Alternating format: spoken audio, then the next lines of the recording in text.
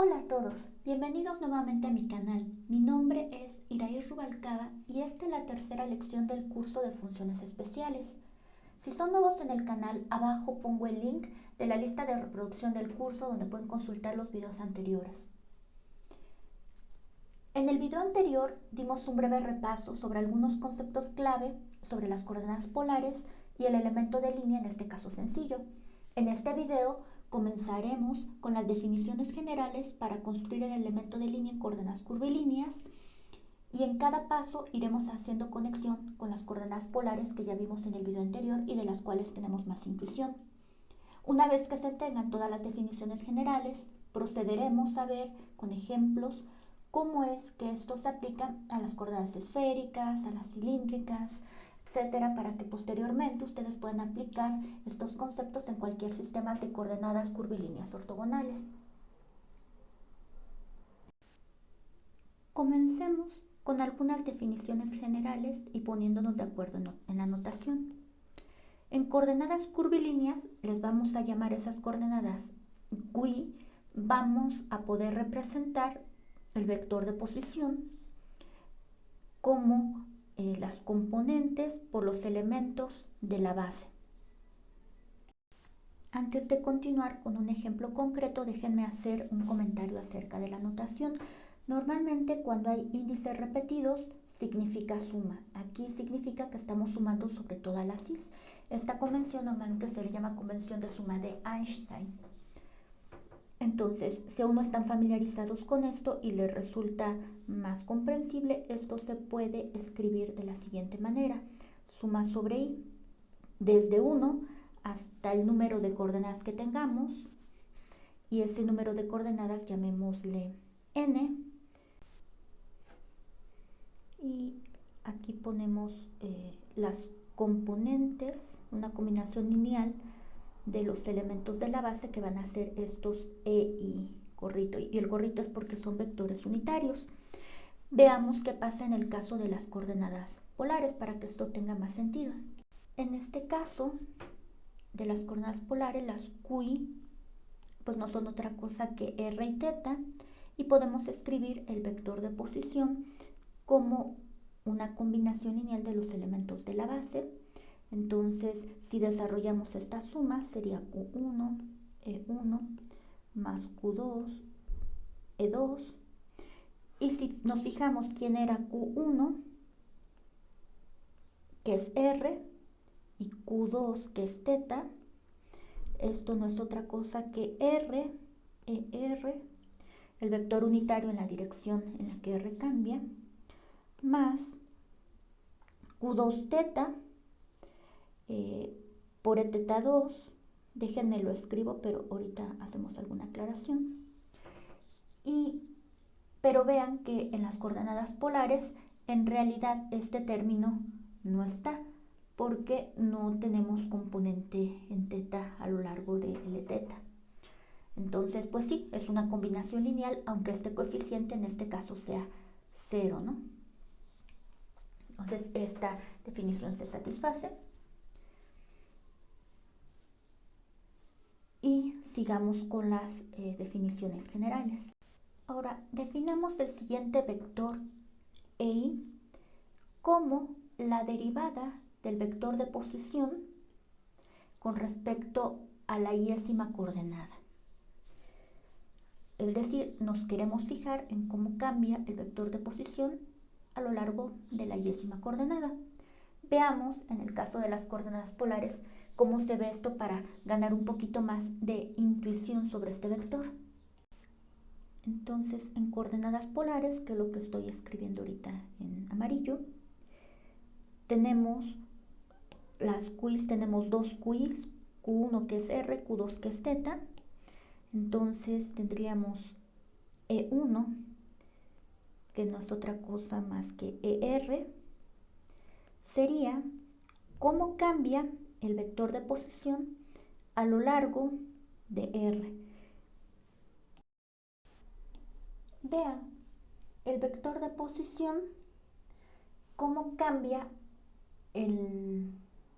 con respecto a R. Vean que lo único que puede pasar es que haya un rescalamiento, pero no cambia la dirección.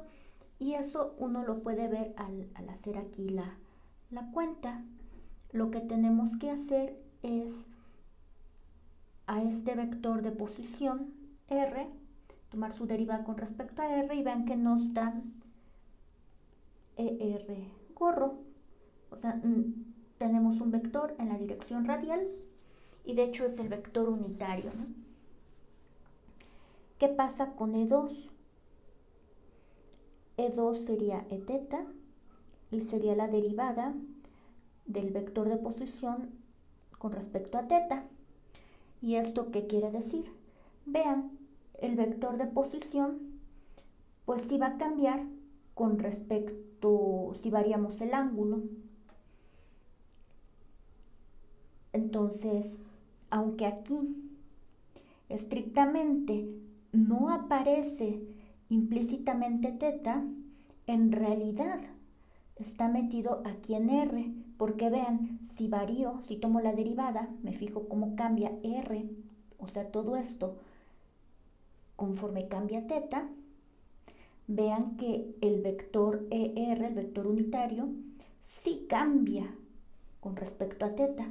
Entonces aquí está metida de manera implícita la dependencia con respecto a R y esto lo puedo escribir de la siguiente manera. R es RER de teta.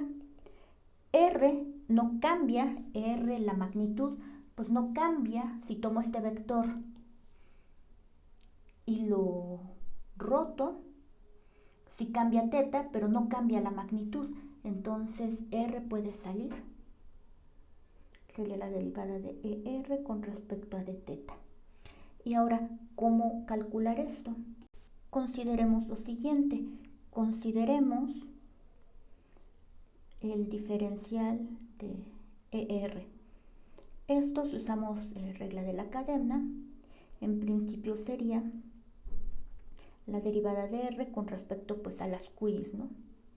De R más la derivada de ER con respecto a teta por d teta.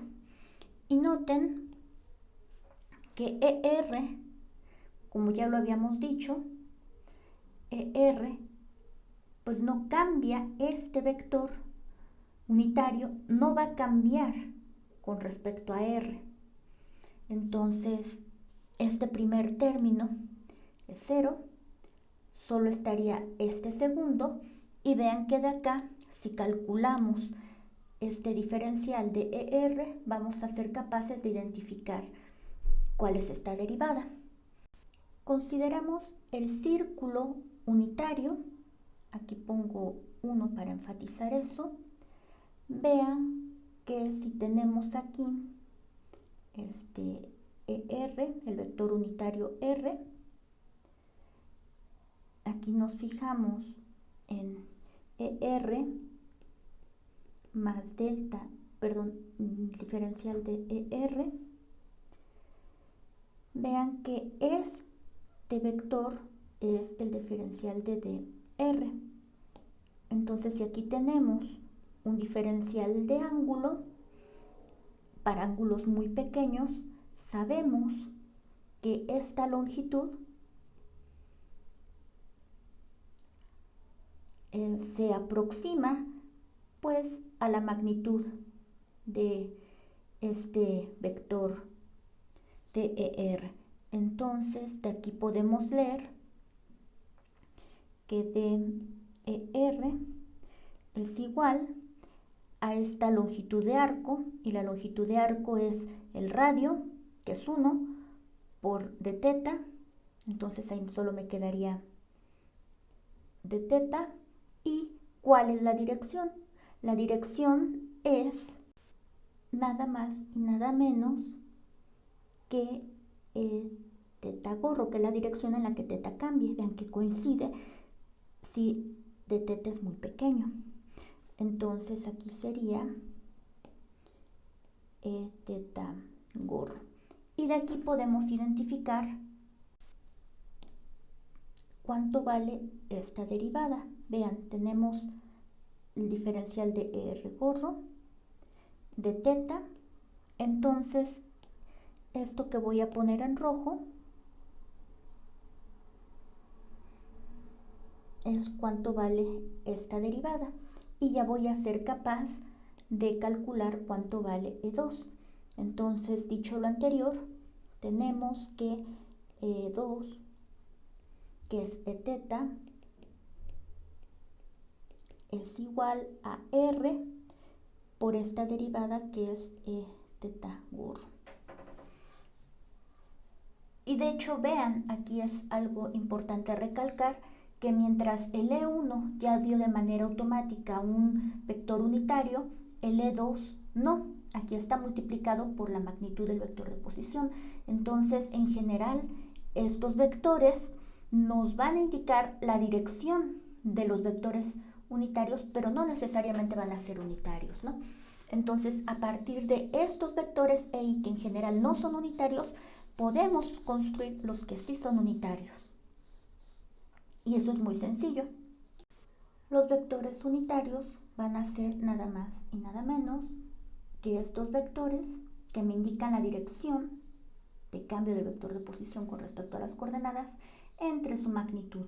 Con esto ya tenemos todo listo para definir los factores de escala. Y los factores de escala los vamos a definir como la magnitud de este vector. Y vean que tenemos ahora, ya podemos ser capaces de calcular los factores de escala para las coordenadas polares. Entonces, el H1, que sería el HR, no es otra cosa más que el valor absoluto del ER. Y el ER, su valor absoluto es 1. Entonces ya tenemos el E1.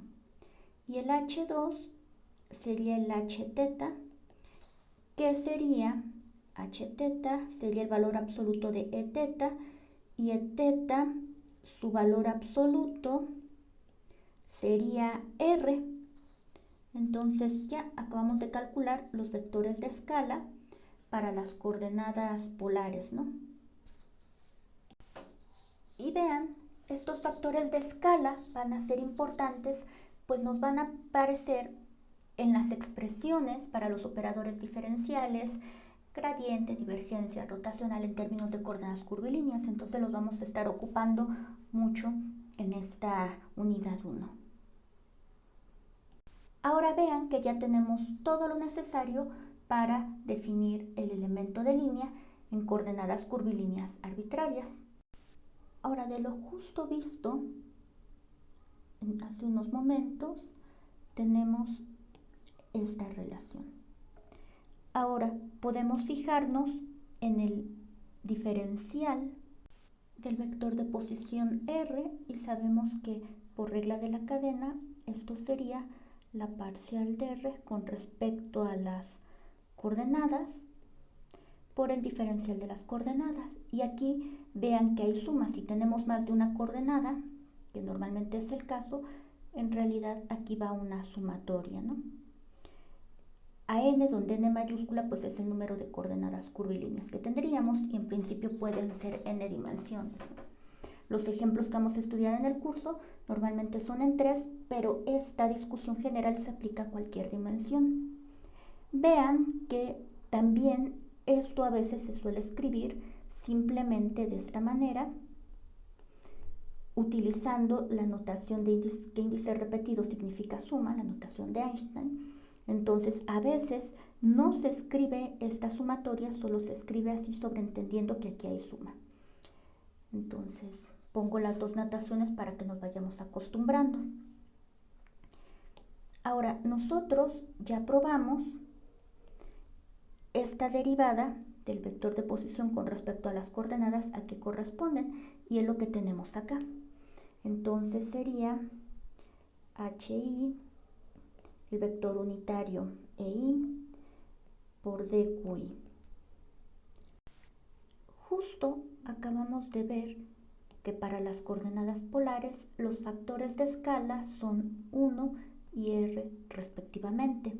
Ahora veamos este diferencial de R a qué corresponde. Recuerden que en esta expresión en realidad índices repetidos significan suma, y entonces aquí habría una suma de I hasta N, ¿no?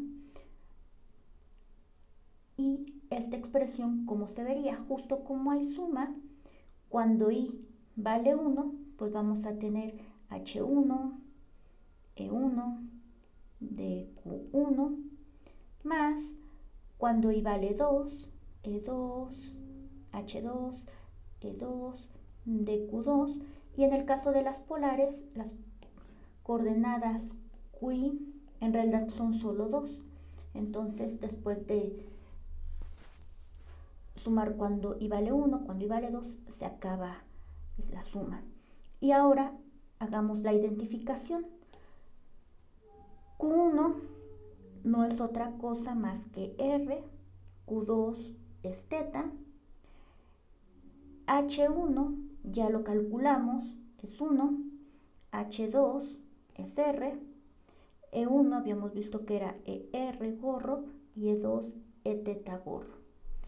Y ya, justo tenemos lo que ya habíamos encontrado en el video de la clase anterior, que es que el diferencial de R para las coordenadas polares es dr más R de teta en la dirección teta. Entonces esto tenemos ya varias formas de encontrarlo. En el caso de las polares, como es muy sencillo y como veíamos en el video anterior, pues directamente por construcción geométrica lo podemos encontrar. O de esta fórmula ya general para coordenadas curvilíneas, cualesquiera y en n dimensiones, podemos ver que llegamos a la misma expresión que ya teníamos. Entonces, la ventaja de tener expresiones así generales es que ya no importa si el sistema es en n dimensiones, imagínense, tiene un sistema en n dimensiones, calcular geométricamente los vectores unitarios, todo eso pues puede ser bastante engorroso, ¿no? Si ya tenemos una forma analítica general de calcularlos, eso nos puede simplificar la vida a la hora de hacer los cálculos. Claro, a lo mejor están diciendo, bueno, sí, pero para encontrar estos H1 y H2, los encontramos de la construcción geométrica. Sí, como lo hemos hecho hasta ahorita, hasta este momento, así fue. Pero al final del video vamos a ver otra manera de encontrar estos factores de escala de manera analítica sin pasar por toda la construcción geométrica. Vean que ahora ya tenemos todo para definir el elemento de línea, el cual vamos a denotar por DC cuadrada, que va a ser, como ya habíamos mencionado en el video anterior, sería el producto punto de DR con DR. Ahora ya tenemos escrito este DR en términos de las coordenadas curvilíneas, una expresión general. Entonces vamos a sustituir esto acá y ver qué expresión general tomaría este elemento de línea. Entonces del primer DR tendría una suma con respecto y punto, y en la segunda suma llamémosla la variable de suma j para diferenciarla, sería hj, ej, dqj, y vean que aquí solo estos son vectores, los demás son coeficientes, los podemos agrupar. Entonces tendríamos una doble suma y j corren de 1 a n. Las funciones es hi, hj, dqi, dqj y ei.ej. Entonces esa sería de manera general nuestro elemento de línea. Y vean que aquí lo escribí de esta manera, dejando el producto punto al final, porque esta expresión nos va a servir en unos momentos, pero también pude haberlo escrito de esta otra manera, como ahora dejo este producto al final. Entonces ahora ya lo escribí dejando estas delta de Q al final, y vean que lo que está acá adentro, el producto punto de dos vectores, ya es un escalar. Estas ya son funciones, es un escalar, entonces esta es una función que tiene índices de suma i y j. Entonces a esta le vamos a la vamos a definir con esta letra que se le llama, con esta letra G, que se conoce como métrica. Y los espacios que admiten una medida de distancia como esta se conocen como espacios métricos o espacios riemannianos. Y ahora les recuerdo brevemente por qué decimos que esta es una medida de la distancia.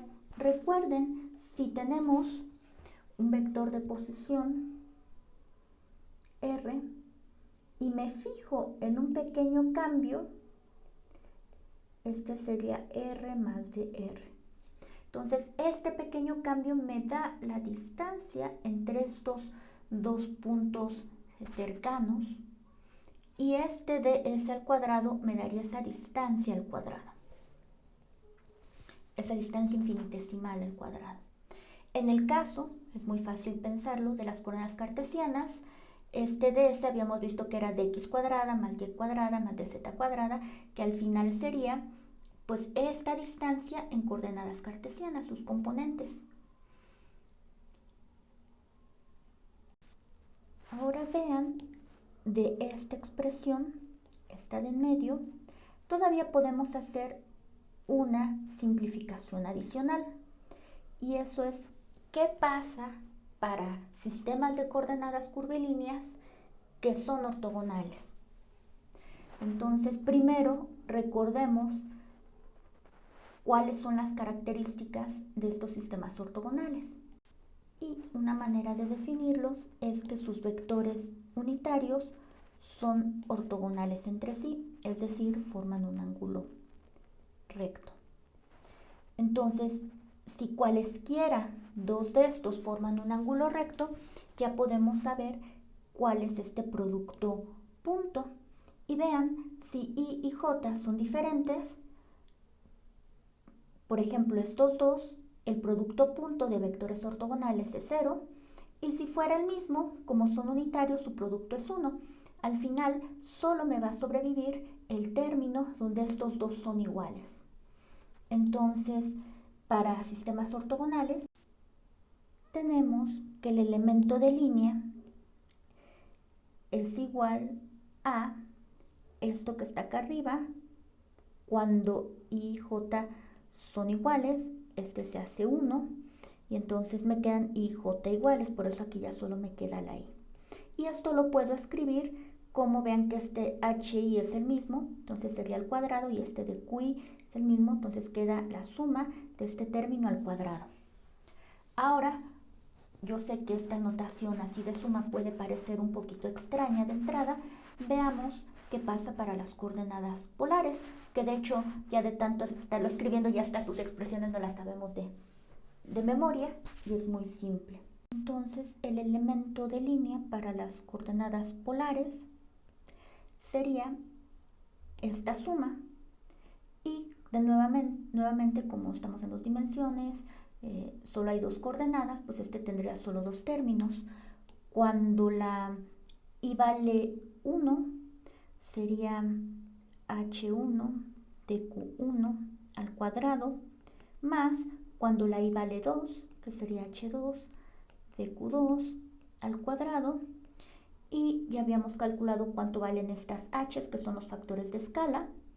Entonces h1 es 1 y q1 es r, entonces tendríamos r al cuadrado más h2, ya hemos visto que es r, y como está al cuadrado sería r cuadrada, y de Q2 es de teta al cuadrado. Y esto es lo que ya habíamos obtenido, ya lo que podemos deducir de 800.000 maneras, ¿no? Consideremos la siguiente transformación de coordenadas, que las x, y, o sea, las coordenadas cartesianas, son función de las coordenadas curvilíneas, las q's. En el caso de las coordenadas polares, como se ve, que las x son función de r y teta y la y es función de r y teta, y esa función de manera explícita se ve de esta manera, ¿no? Ahora, consideremos el caso en dos dimensiones cuando solo hay dos coordenadas cartesianas, x y dos coordenadas curvilíneas, para que las cuentas sean manejables, pero como van a ver, el resultado que obtengamos es generalizable a n dimensiones. Entonces, consideremos el diferencial de x y el diferencial de y, que usando regla de la cadena podemos ver que el diferencial de x pues es la parcial de x con respecto a la coordenada curvilínea por el diferencial de esa coordenada, y así para cada una, y lo mismo para el diferencial de y. Ahora veamos qué le pasa al elemento de línea. El elemento de línea ds ya sabemos que en coordenadas cartesianas toma esta forma de x cuadrada más de y cuadrada, y ahora lo que toca es sustituir este de x elevado al cuadrado más este de y elevado al cuadrado. Y vean lo que queda. Una vez que sustituimos dx por esto, dy por esto, nos queda este término, y vean que cada uno de estos términos pues es un binomio al cuadrado. Entonces es el cuadrado del primero por el doble producto del primero por el segundo, más el segundo al cuadrado.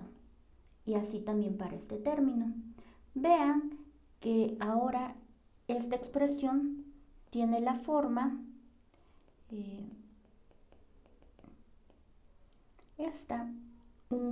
una función g y j por dqi dqj. Vean que la i y la j no tienen por qué coincidir aún. Entonces vean que cuando la i y la j son iguales, y bueno, estamos en dos dimensiones.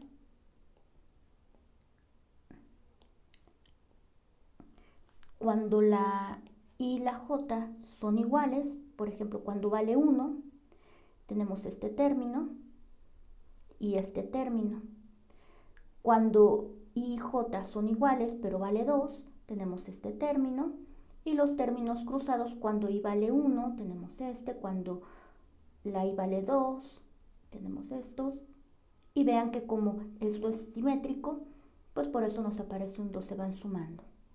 Como había mencionado un poquito arriba, a este se le llama la métrica o el tensor métrico. ¿Por qué? ¿Por qué tensor? Recuerden que, así, a grosso modo, las componentes de un vector tienen un índice que nos indica a cuál componente corresponde. En el caso de los tensores, en el caso de un 2 tensor, tiene dos índices, sus componentes tienen dos índices. Y de momento, por lo que vamos a ocupar en este curso, esa información es suficiente. Para los que vayan a tomar el curso optativo de relatividad general o de variedades diferenciables, este concepto de tensores, el concepto del tensor métrico, pues aparece mucho y ya se estudia con más cuidado. De momento pues nos quedamos solo con esta idea, y si quieren lo pueden pensar aquí de momento como una matriz. Si recuerdan, habíamos hecho una simplificación adicional en los cálculos anteriores, y es qué pasa cuando mi sistema de coordenadas curvilíneas es ortogonal. Y les recuerdo brevemente que habíamos dicho, el elemento de línea para los sistemas ortogonales, vean que nos quedaba este producto punto. Cuando la I y J son iguales, este es 1, cuando son diferentes, justo porque son ortogonales, este es 0. Entonces sobreviven cuando estos dos son iguales. Y por eso fue que pudimos reescribir este elemento de línea de esta manera. Aquí lo importante a recalcar es que no hay productos cruzados. Entonces, regresando a nuestra última expresión, para sistemas ortogonales, estos términos no van a estar. Entonces, este término y este término se hacen 0 para sistemas ortogonales, ¿no? Entonces, aquí le pongo que es 0, pero recuerden que es solo 0 para sistemas ortogonales. Y vean lo que nos queda. Y es esta expresión. Vean, los términos cruzados se fueron y ahora lo que voy a hacer es agrupar todos los términos que tienen factor común a este de QI cuadrada y nos queda esto. Pero recordando lo que vimos hace un momento, que el elemento de línea lo podíamos escribir de esta manera para sistemas ortogonales, vean que de aquí ya podemos identificar que este término, que es justo lo que acompaña a la de Q1 al cuadrado, sería el H1 al cuadrado. Y este término, de manera análoga, sería H2 al cuadrado porque es el que está acompañando al término cuando I vale 2, que sería de Q2 al cuadrado. Entonces este tiene que ser el H2 al cuadrado. Y vean, hemos encontrado otro camino para encontrar estos factores de escala. Y vean que la construcción ahorita ya no fue geométrica. Entonces, esta es otra manera de encontrar estos factores de escala que van a ser tan útiles. Y entonces vean que de manera general podemos escribir a los factores de escala al cuadrado como la suma de cuadrados de las respectivas componentes cartesianas con respecto a la iésima componente. Y esta iésima componente, vean que coincide este índice con este de acá. Entonces, para la H1, pues estas serían Q1, que es prácticamente lo que tenemos acá arriba, y así para cada una de las componentes. Y esto se puede generalizar en 3 dimensiones. Adivinen cómo. Bueno, también tenemos que tomar en cuenta la parcial con respecto a z, y para la HI, nuevamente, este es el iésimo componente. Vean que para la HI, estas serían las derivadas con respecto a la QI. Para la 1 es con respecto a la Q1, como en este caso, para la Q2, como en este caso, pero ahora también derivando con respecto a z.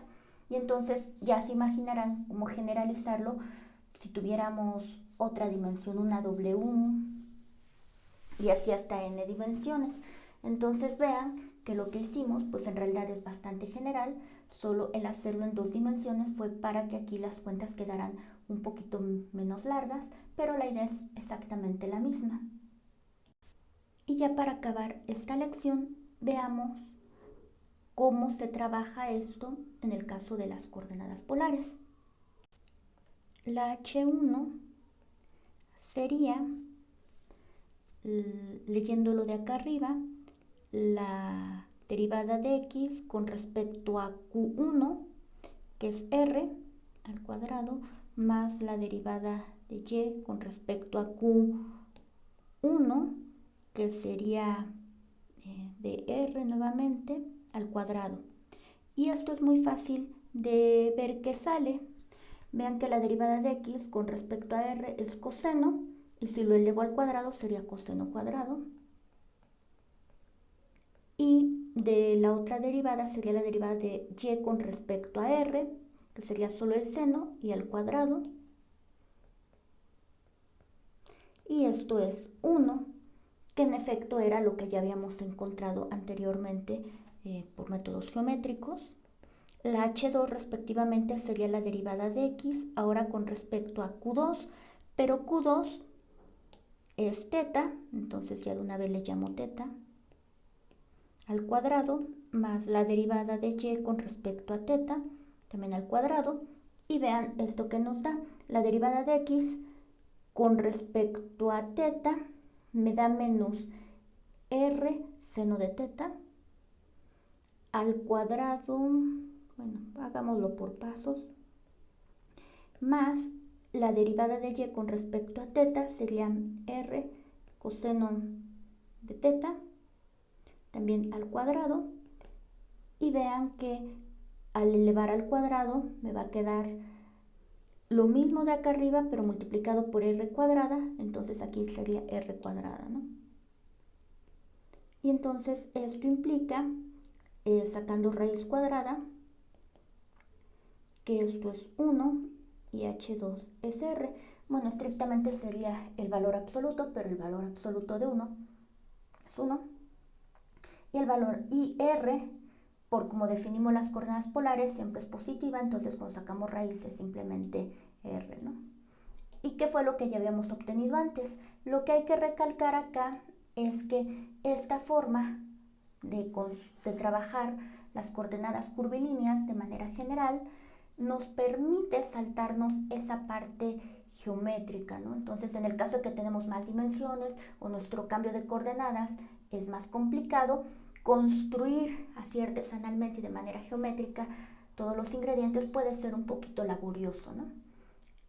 Y normalmente cuando uno quiere pasar de las coordenadas cartesianas a otras curvilíneas, normalmente la forma en la que se hace es nos dan la transformación de coordenadas y de ahí uno parte. Entonces, si uno conoce esta transformación, ya uno sabe automáticamente cómo calcular los H1, los H2, y ya con los H's vimos que es muy fácil calcular directamente el elemento de línea. Entonces ya no tenemos que hacer toda la construcción, ya podemos calcular las cantidades de manera directa. Y como vamos a ver, las demás cantidades que construyamos, el elemento de área, el elemento de volumen, y los operadores diferenciales, todos van a estar en términos de estas h's. Entonces no tenemos que hacer la construcción y calcular todas las cantidades, sino directamente, ya conociendo las expresiones generales que vamos a derivar y los factores de escala, ya podemos sustituir y encontrar lo que queremos de manera más directa. Entonces eso sería todo por este video. Les agradezco mucho su atención y nos vemos en la siguiente lección.